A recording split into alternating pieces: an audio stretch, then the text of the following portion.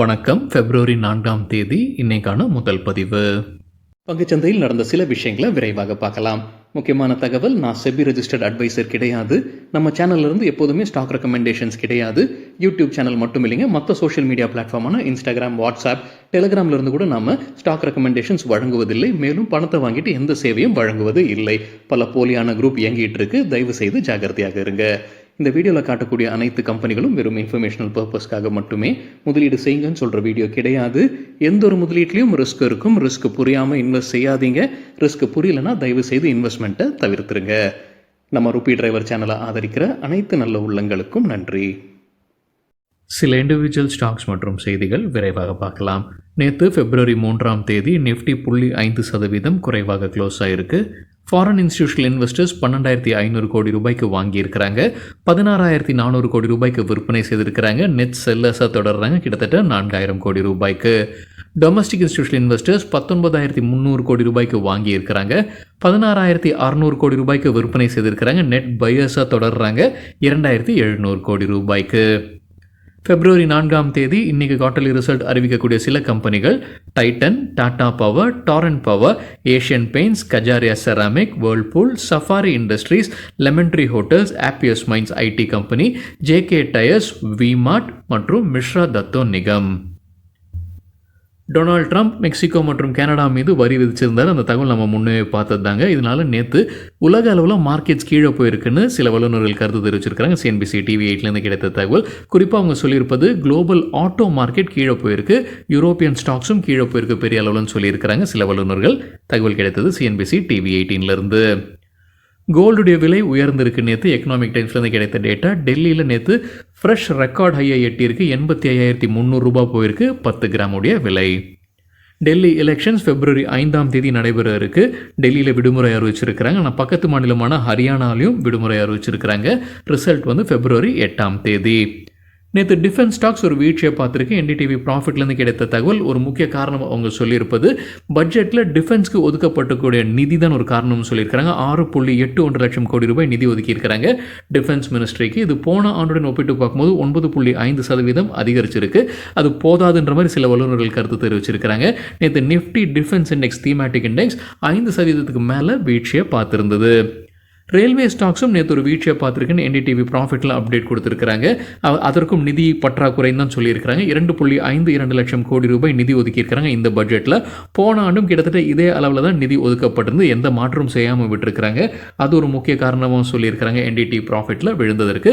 2013-14ஆம் ஆண்டில் நிதி ஒதுக்கப்பட்டது ரயில்வேஸ் துறைக்கு 28,174 கோடி ரூபாய். இப்போ 2.52 லட்சம் கோடி ரூபாய் ஒதுக்கப்பட்டிருக்கு.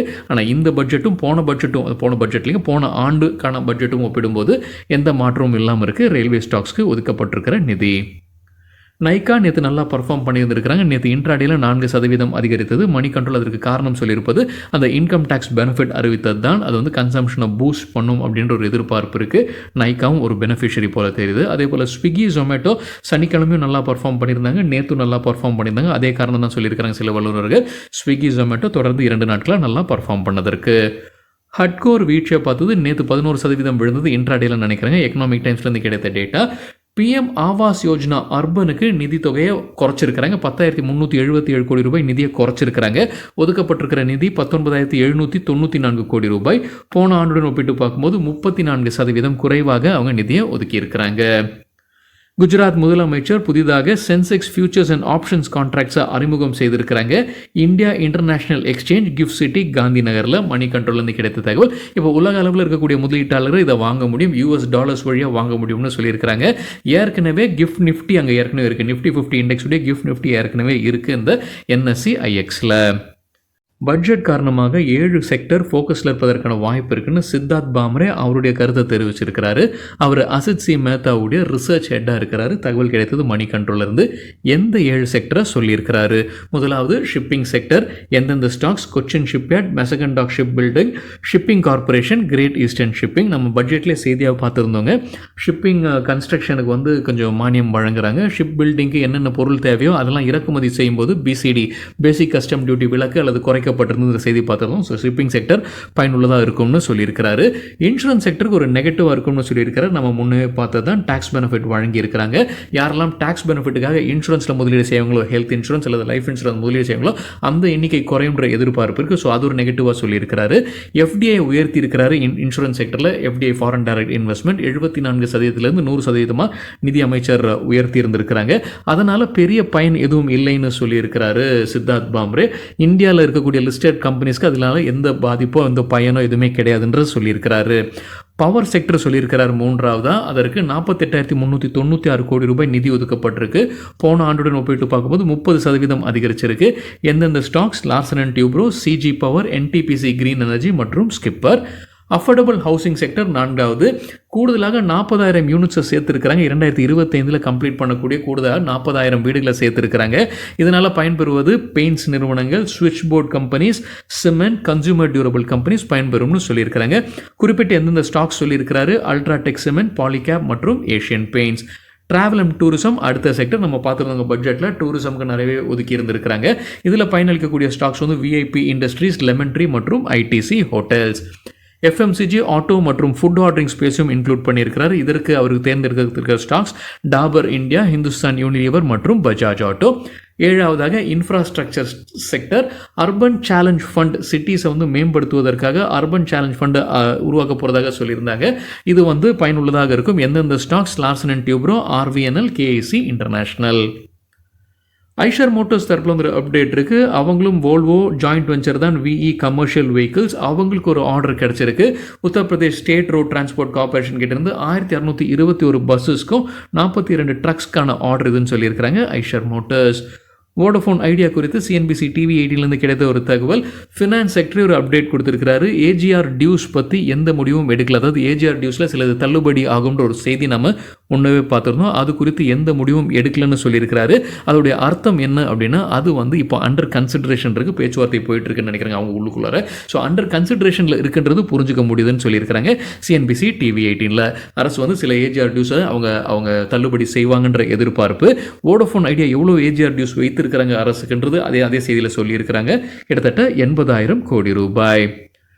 வேதாந்தா குறித்து எக்கனாமிக் டைம்ஸ்லேருந்து கிடைத்த ஒரு தகவல். அவங்களுடைய பேரண்ட் கம்பெனி தான் வேதாந்தா ரிசோர்ஸஸ். அவங்களுடைய கிரெடிட் ரேட்டிங்கை S&P அப்கிரேட் பண்ணியிருக்கிறாங்க. பியிலேருந்து B+ உயர்த்தியிருக்கிறாங்க. சொல்லியிருக்கக்கூடிய முக்கிய காரணம் என்னென்னா, அந்த ரீஃபினான்சிங் ரிஸ்க்ஸ் குறைஞ்சிருக்குன்னு சொல்லியிருக்கிறாங்க. அசூர் மல்டி ப்ராஜெக்ட்ஸ் குறித்து சிஎன்பிசி டிவி 18 கிடைத்த ஒரு தகவல். ஆந்திர பிரதேஷில் அவங்களுக்கு ஒரு சோலார் ப்ராஜெக்ட் கிடைக்கிற மாதிரி இருக்குது. அதோடைய மதிப்பு 2,500 கோடி ரூபாய். டீட்டெயில்டு ப்ராஜெக்ட் ரிப்போர்ட் கேட்டிருக்கிறாங்க ஆந்திர பிரதேஷ் அரசு நிறுவனத்துக்கிட்ட. மஹிந்திரா லைஃப் ஸ்பேஸ் டெவலப்பர்ஸ் தரப்பு ஒரு அப்டேட் இருக்குது. மும்பையில் 3 ரெசிடென்ஷியல் சொசைட்டிஸுடைய ரீடெவலப்மெண்ட் ப்ராஜெக்ட் கிடச்சிருக்குன்னு சொல்லியிருக்கிறாங்க. இது வழியாக வருவாய் 950 கோடி ரூபாய் கிடைப்பதற்கான வாய்ப்புகள் இருக்குன்னு சொல்லியிருக்கிறாங்க மஹிந்திரா லைஃப் ஸ்பேஸ். யூபிஎல் நிறுவனத்திற்கு இன்வெஸ்டெக் ரேட்டிங்கை அப்கிரேட் பண்ணியிருக்கிறாங்க. Q3க்கு பிறகு செல்லிலிருந்து பையாக உயர்த்தி இருக்கிறாங்க. டார்கெட் 700, முன்ன சொன்னது 450, 700 உயர்த்தி இருக்கிறாங்க. 56% அதிகரிப்பதற்கான வாய்ப்பு இருக்குது.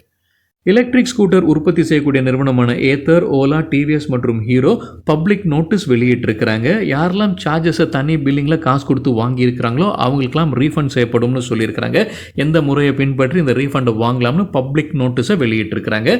தகவல் கிடைத்தது எக்கனாமிக் டைம்ஸ்லேருந்து. மேன் இன்ஃப்ரா கன்ஸ்ட்ரக்ஷன் டிவிடெண்ட் அறிவிச்சிருக்கிறாங்க. ஒரு ஷேருக்கு 45 பைசா. அதற்கு ஒரு ரெக்கார்ட் டேட் February 12. ரிலாக்ஸோ ஃபுட்வேர்ஸ்க்கு மோத்திலால் ஓஸ்வால் செல் ரேட்டிங் கொடுத்துருக்காங்க. எதிர்பார்க்குற target 425. Tata Chemicals quarterly result அறிவிச்சிருக்கிறாங்க. சிஎன்பிசி டிவி 8லேருந்து கிடைத்த டேட்டா. ரெவன்யூ ஃப்ரம் ஆப்ரேஷன்ஸ் 3,590 கோடி ரூபாய். இயர் ஆன் இயர் 4% விழுந்திருக்கு. கம்பெனி நஷ்டத்தில் இருக்கிறாங்க. 21 கோடி ரூபாய் நஷ்டம் இந்த குவார்ட்டரில். போன வருடம் இதே குவார்ட்டரில் 194 கோடி ரூபாய் லாபத்தில் இருந்திருக்கிறாங்க.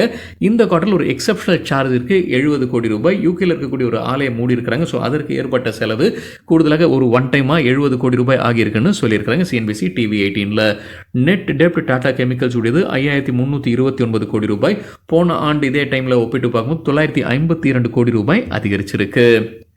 கிறிஸ்டல் இன்டகிரேட்டட் சர்வீஸ் கிரைசல் அப்கிரேட் பண்ணியிருக்காங்க கிரெடிட் ரேட்டிங்கை. லாங் டேர்முக்கு BBB+லேருந்து A- உயர்த்தி இருக்கிறாங்க. Outlook stable. ஷார்ட் டேர்முக்கு A2லேருந்து A2+ உயர்த்தி இருக்கிறாங்க. கிரெடிட் ரேட்டிங் குறித்து நம்ம வேறொரு வீடியோவில் டீட்டெயில்டாக பேசியிருக்கோம். அந்த வீடியோட லிங்க் இந்த வீடியோட டிஸ்கிரிப்ஷனில் இருக்குது. ஐடிகான்ஸ் இ சொல்யூஷன்ஸ் தரப்பில் வந்து ஒரு அப்டேட் இருக்குது. இந்தியன் ரயில்வேஸ் கிட்ட இருந்து ஒரு கான்ட்ராக்ட் கிடைக்குது 2 ஆண்டிற்கானது. அதோடைய மதிப்பு 37,19,000 ரூபாய். சன் டிவி தரப்பில் வந்து ஒரு அப்டேட் இருக்குது. February 7ஆம் தேதி அவங்க டிவிடெண்ட் குறித்து முடிவெடுக்க இருக்கிறாங்க. அப்படி டிவிடெண்ட் அறிவிச்சாங்கன்னா அதற்கான ரெக்கார்ட் டேட் February 10ஆம் தேதி.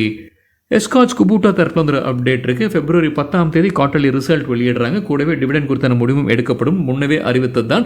அப்படி அறிவிச்சாங்கன்னா அதற்குடைய ரெக்கார்ட் டேட்டு முன்னவே அறிவிச்சிருந்தாங்க February 11. அதை மாற்றி இருக்கிறாங்க. புது record date February 14.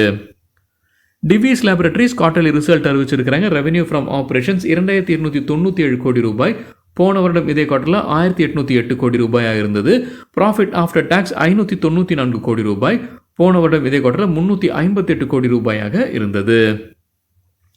Alembic pharma quarterly result அறிவிச்சிருக்கிறாங்க. கன்சாலிடேட்டட் பேசிஸில் நெட் சேல்ஸ் 1693 கோடி ரூபாய். இயர் ஆன் இயர் 4% அதிகரிச்சிருக்கு. நெட் ப்ராஃபிட் 138 கோடி ரூபாய். போன வருடம் இதே குவார்ட்டரில் 180 கோடி ரூபாயாக இருந்தது. தேவ் இன்ஃபர்மேஷன் டெக்னாலஜி தரப்பு வந்து அப்டேட் இருக்குது. கம்பெனிக்கு 2 சைபர் செக்யூரிட்டி கான்ட்ராக்ட்ஸ் கிடச்சிருக்குன்னு சொல்லியிருக்காங்க. யூஎஸ்ஏலேருந்து பேர் வரி வெளியிடல, ஏற்கனவே இருக்கக்கூடிய கிளைண்ட்ஸ் தான். 2 கோடி ரூபாய் இது வழியாக கிடைக்கும்னு சொல்லியிருக்காங்க தேவ் இன்ஃபர்மேஷன் டெக்னாலஜி. என்பிசிசி தரப்பில் வந்து ஒரு அப்டேட் இருக்குது. February 11ஆம் தேதி குவார்ட்டர்லி ரிசல்ட் வெளியிட இருக்கிறாங்க. கூடவே டிவிடெண்ட் குறித்தான முடிவும் எடுக்க போகிறாங்க. இது முன்னவே அறிவித்தது தான். அப்படி டிவிடெண்ட் அறிவிச்சாங்கன்னா ரெக்கார்ட் டேட்டும் சொல்லியிருந்தாங்க February 14. அதை இப்போ மாற்றி இருக்கிறாங்க. புது record date February 18. KPR Mill dividend அறிவிச்சிருக்கிறாங்க. ஒரு ஷேருக்கு ₹2.50. அதற்கான ரெக்கார்ட் டேட் February 7ஆம் தேதி. பாலிமெடிக்யூர் குவார்ட்டர்லி ரிசல்ட்டை அறிவிச்சிருக்கிறாங்க. கன்சாலிடேட்டட் ரெவென்யூ 424 கோடி ரூபாய். இயர் ஆன் இயர் 25% அதிகரிச்சிருக்கு. ப்ராஃபிட் ஆஃப்டர் டாக்ஸ் 85 கோடி ரூபாய். இயர் ஆன் இயர் 31% அதிகரிச்சிருக்கு. ஸ்டவ் கிராஃப்ட் குவார்ட்டர்லி ரிசல்ட்டை அறிவிச்சிருக்கிறாங்க. ரெவென்யூ ஃப்ரம் ஆப்ரேஷன்ஸ் 404 கோடி ரூபாய். இயர் ஆன் இயர் 12% அதிகரிச்சிருக்கு. ஸ்டவ் கிராஃப்ட் பிஜன் பிராண்ட் வைத்திருக்கக்கூடிய நிறுவனம். ப்ராஃபிட் ஆஃப்டர் டாக்ஸ் 12 கோடி ரூபாய். இயர் ஆன் இயர் 80% அதிகரிச்சிருக்கு. பிரஜ் இண்டஸ்ட்ரீஸ்க்கு பிரபுதாஸ் லீலாதர் பை ரேட்டிங் கொடுத்துருக்காங்க. எதிர்பார்க்குற டார்கெட் 751, 28% அதிகரிக்கும்ன்ற எதிர்பார்ப்பு. Garden Reach Ship Builders quarterly result dividend அறிவிச்சிருக்காங்க. எக்கனாமிக் டைம்ஸ்லேருந்து கிடைத்த டேட்டா ₹8.95 டிவிடெண்டாக அறிவிச்சிருக்காங்க. Net profit year on year 11% அதிகரிச்சிருக்கு. 98 கோடி ரூபாய். வருவாய் 1271 கோடி ரூபாய். இயர் ஆன் இயர் 38% அதிகரிச்சிருக்கு. வேர்ல்பூல் இந்தியாவுக்கு Kotak institutional equities by rating கொடுத்துருக்காங்க. நேற்று முந்தானது நம்ம ஒரு செய்தி பார்த்துருந்தோங்க. பேரண்ட் கம்பெனி வேர்ல்பூலுடைய பேரண்ட் கம்பெனி ஷேர்ஸை விற்பனை செய்ய முடிவு செய்திருக்கிறாங்க. அவங்களுக்கு 14% விற்பனை செய்ய இருக்கிறாங்கன்ற மாதிரி நம்ம ஏதோ செய்தி பார்த்துருந்தோங்க. ஸோ அதற்கு பிறகு இப்போ கோட்டக் இன்ஸ்டிடியூஷனல் ஈக்விட்டிஸ் வந்து பை ரேட்டிங் கொடுத்துருக்காங்க. எதிர்பார்க்குற டார்கெட் ப்ரைஸை குறைச்சிருக்கிறாங்க. ஆனால் 1500 முன்ன சொன்னது 1350 இப்போ குறைச்சிருக்கிறாங்க. தற்போதைய லெவலிருந்து 14% அதிகரிப்பதற்கான வாய்ப்பு இருக்குது. பஜாஜ் ஆட்டோ ஜான் மாதத்திற்கான சேல்ஸ் டேட்டா வெளியிட்டிருக்கிறாங்க. ஒட்டு மொத்தமாக 3,81,000 வாகனங்களை விற்பனை செய்திருக்கிறாங்க. இயர் ஆன் இயர் 7% அதிகரிச்சிருக்கு. பேடிஎம் குறித்து பிஸ்னஸ் ஸ்டாண்டர்ட்லேருந்து கிடைத்த ஒரு தகவல். அவங்களுடைய சப்சிடரி நிறுவனம் தான் பேடிஎம் கிளவுட் டெக்னாலஜிஸ். அவங்க ஒரு முதலீடு செய்ய இருக்கிறாங்க. $1 மில்லியன், அதாவது 8.7 கோடி ரூபாய் அவங்க முதலீடு செய்கிறாங்க. 7 டெக்னாலஜியில் 25% ஸ்டேக் வாங்குறாங்க. யுஎஸ்ஏவை சார்ந்த நிறுவனம். என்ன பிஸ்னஸில் இருக்கிறாங்க? அவங்க டிஜிட்டல் ஃபினான்ஷியல் சர்வீஸ் சொல்யூஷன்ஸ் வழங்குறாங்க பிரேசிலில். டாடா கன்சியூமர் ப்ராடக்ட்ஸ்க்கு கேஆர் சொக்சி அக்குமுலேட் ரேட்டிங் கொடுத்துருக்காங்க. எதிர்பார்க்குற டார்கெட் 1120 ரூபாய். ஃப்ரீடன் ஃபார்மாசியூட்டிகல்ஸ் தரப்பு வந்து அப்டேட் இருக்குது. அவங்க உற்பத்தி விரிவாக்கம் செய்கிறாங்க. அவங்களுடைய 2வது இட்டாலியன் டியூப் ஃபைலிங் மிஷின் வழியாகத்தான் இந்த விரிவாக்கம் செய்கிறாங்க. இப்போ அவங்களுடைய உற்பத்தி திறன் 2.9 மடங்கு அதிகரித்திருப்பதாக சொல்லியிருக்கிறாங்க. Tube Investments of India dividend அறிவிச்சிருக்கிறாங்க. ஒரு ஷேருக்கு ₹2. அதற்குரிய ரெக்கார்ட் டேட் February 7ஆம் தேதி. கம்பெனி முதலீடும் செய்கிறாங்க. 170 கோடி ரூபாய். ஒரு கிரீன்ஃபீல்டு, அதாவது புது ஆலையை அமைக்கிறாங்க. வெஸ்டர்ன் இந்தியாவில், சதர்ன் இந்தியாவில் ஏற்கனவே இருக்கக்கூடிய ஆலையை அவங்க விரிவாக்கம் செய்ய இருக்கிறாங்க. முதலீடு 170 கோடி ரூபாய். ஸ்னோமேன் லாஜிஸ்டிக்ஸ் குவார்ட்டர்லி ரிசல்ட் அறிவிச்சிருக்கிறாங்க. வருவாய் 132 கோடி ரூபாய். இயர் ஆன் இயர் 6% அதிகரிச்சிருக்கு. எபிட்டா அல்லது ஆப்ரேட்டிங் ப்ராஃபிட் 22 கோடி ரூபாய். போன வருடம் இதே குவார்ட்டரில் 28 கோடி ரூபாயாக இருந்தது. பேங்க் ஆஃப் பரோடாக்கு ஆனந்த் ரத்தி பை ரேட்டிங் கொடுத்துருக்காங்க. எதிர்பார்க்குற டார்கெட் 289 ரூபாய். தற்போதைய லெவலிருந்து 39% அதிகரிக்கும்ன்ற எதிர்பார்ப்பு. சக்தி பம்ப்ஸ் தரப்பில் வந்து அப்டேட் இருக்குது. கம்பெனி மறுபடியும் ஒரு பார்ட்னர்ஷிப்பில் வராங்க. TCR cell based solar மாடியூலுக்கான partnership இது. ஏற்கனவே அதானியுடைய முந்த்ரா சோலார் பிவி லிமிடெடுடன் ஒரு பார்ட்னர்ஷிப்பில் இருக்கிறாங்க. ப்ரீமியர் எனர்ஜிஸ் கூட ஒரு பார்ட்னர்ஷிப்பில் இருக்கிறாங்க. இந்த டிசிஆர் செல் பேஸ்ட் சோலார் மாடியூலுக்கு இப்போ யாருடன் வந்திருக்கிறாங்கன்னா ரென்யூ ஃபோட்டோ வோல்டேக் பிரைவேட் லிமிடெடுடன் ஒரு பார்ட்னர்ஷிப்பில் வராங்க. 1300 கோடி ரூபாய்க்கான பொருளை சப்ளை பண்ணுறாங்க. டிசிஆர் செல் பேஸ்ட் சோலார் மாடியூலை சப்ளை செய்கிறாங்க சக்தி பம்ப்ஸ். அதானி பவருக்கு ஜெஃப்ரீஸ் பை ரேட்டிங் கொடுத்துருக்காங்க. எதிர்பார்க்குற டார்கெட் ப்ரைஸ் ₹509, 30% அதிகரிப்பதற்கான வாய்ப்பு இருக்குது. டாடா கன்சல்டன்சி சர்வீசஸ் குறித்து எக்கனாமிக் டைம்ஸ்லேருந்து கிடைத்த ஒரு தகவல். அவங்க பிஎஸ்என்எல்லுடைய 4G நெட்ஒர்க்கை அப்கிரேட் பண்ணுறதுக்கு 5Gயாக அப்கிரேட் பண்ணுறதுக்கு இருக்கிறாங்க. ஆனால் அதற்கு முன்னாடி பிஎஸ்என்எல் வந்து எந்த சைட்ஸு எந்த ஃப்ரீக்வன்சின்றது எல்லாமே அவங்க முடிவு செய்ய வேண்டியது இருக்குது. அதற்கு பிறகு தான் இந்த அப்கிரேட் நடைபெறும்னு டிசிஎஸ் தரப்பு வந்து சொல்லியிருப்பதாக எக்கனாமிக் டைம்ஸ்லேருந்து கிடைத்த ஒரு தகவல். பிரைட்காம் குரூப் அப்டேட்ஸ் கொடுத்துருக்காங்க. பிரைட்காம் குரூப் இப்போ ட்ரேடிங் நடக்காமல் சஸ்பென்ஷனில் இருக்குது. என்ன அப்டேட் கொடுத்துருக்காங்க, என்னென்ன டாஸ்க் கம்ப்ளீட் பண்ணியிருக்கிறாங்க, இது Q3க்கானது. ஷேர் ஹோல்டிங் பேட்டர்னை முடிச்சிருக்கிறாங்க. என்னென்ன முடிக்க இருக்கிறாங்க, இதெல்லாம் வேலை செஞ்சுக்கிட்டு இருக்கிறாங்க. Investor grievance report, share reconciliation statement, corporate governance report மற்றும் Q3க்கான ஃபினான்ஷியல் ஸ்டேட்மெண்ட்ஸ் இதெல்லாமே அவங்க தயார் செய்து வருவதாக சொல்லியிருக்கிறாங்க. லிஸ்டிங் அதாவது ட்ரேடிங் குறித்து என்ன அப்டேட் கொடுத்துருக்காங்க, அந்த வேலை போய்கொண்டிருக்கு. ஏதாவது ஒரு முக்கிய நிகழ்வு நடந்ததுன்னா உடனடியாக தெரிவிக்கப்படும்னு விளக்கம் கொடுத்துருக்காங்க பிரைட்காம் குரூப். அவங்களுடைய ஆனுவல் ஜெனரல் மீட்டிங் நிதியாண்டு 2024க்கானது அறிவிச்சிருக்கிறாங்க. February 7 நடைபெற இருப்பதாக சொல்லியிருக்கிறாங்க Brightcom Group. Gainers with high volume பட்டியல விரைவாக பார்க்கலாம். இது நேற்றுக்கான டேட்டா. ஹை வால்யூம் எப்படி சொல்கிறோன்னா, நேற்று வால்யூமுடன் கடந்த 10 நாளைக்கான ஆவரேஜ் வால்யூமை ஒப்பிடும்போது 100% மேலே இருக்கிற சில ஸ்டாக்ஸ் கெய்னர்ஸ்ன்னு சொல்லும்போது நேற்று ஷேர் ப்ரைஸ் அதிகரித்திருக்க வேண்டும். காமத் ஹோட்டல்ஸ் 20% ஷேர் ப்ரைஸும் 820% வால்யூம் அதிகரித்தது. ஆலைட் டிஜிட்டல் 13% ஷேர் ப்ரைஸும் 197% வால்யூம் அதிகரிப்பு. சாரேகாமா இந்தியா 11% ஷேர் ப்ரைஸ் உயர்ந்தது, 3100% வால்யூம் அதிகரித்தது. Taj GVK Hotels 8% share price, 1100% volume. Walchandnagar நேற்று நம்ம செய்தியாக பார்த்துருந்தோம். அந்த நியூக்ளியர் சார்ந்த ஸ்டாக்ஸ் நல்லா பர்ஃபார்ம் பண்ணியிருந்த அந்த பேரில் இவங்க பேரும் இடம் பிடிச்சது. வால்சந்த் நகர் 7% ஷேர் ப்ரைஸ் அதிகரித்தது, 147% வால்யூம் அதிகரித்தது. GM ப்ரூவரிஸ் 7% ஷேர் ப்ரைஸும் 240% வால்யூம் அதிகரிப்பு. ஹட்சன் ஆக்ரோ 6% ஷேர் ப்ரைஸும் 1110% வால்யூம் அதிகரித்தது. Westlife Food 6% share price உயர்ந்தது, 819% வால்யூம் அதிகரிப்பு. வோல்டாஸ் 6% ஷேர் பிரைஸும் 167% வால்யூம் அதிகரித்தது. கிரீவ்ஸ் காட்டன் 6% அதிகரித்தது, 214% வால்யூம் அதிகரித்தது. லூசர்ஸ் வித் ஹை வால்யூம் பட்டியலில் ஸ்டவ் கிராஃப்ட் 11% வீழ்ச்சி, 222% வால்யூம் அதிகரிப்பு. எலிகான் இன்ஜினியரிங் 9% சரிந்தது, 480% வால்யூம் அதிகரிப்பு. சீமெண்ட் 9% வீழ்ச்சி, 705% அதிகரித்தது வால்யூம். டெக்ஸ்மேக்கோ ரயில் 9% விழுந்தது, 200% வால்யூம் அதிகரிப்பு. ஹட்கோ 9% வீழ்ச்சி, 340% வால்யூம் அதிகரிப்பு. ரைட்ஸ் 9% சரிந்தது, 588% வால்யூம் அதிகரிப்பு. மதர்சன் 8% வீழ்ச்சி, 187% அதிகரித்தது வால்யூம். ஜென்சார் டெக்னாலஜிஸ் 8% சரிந்தது, 269% வால்யூம் அதிகரிப்பு. சரிங்க, இதுதான் சில விஷயங்கள் என்னுடைய பார்வைக்கு எட்டியது. நன்றி, வணக்கம்.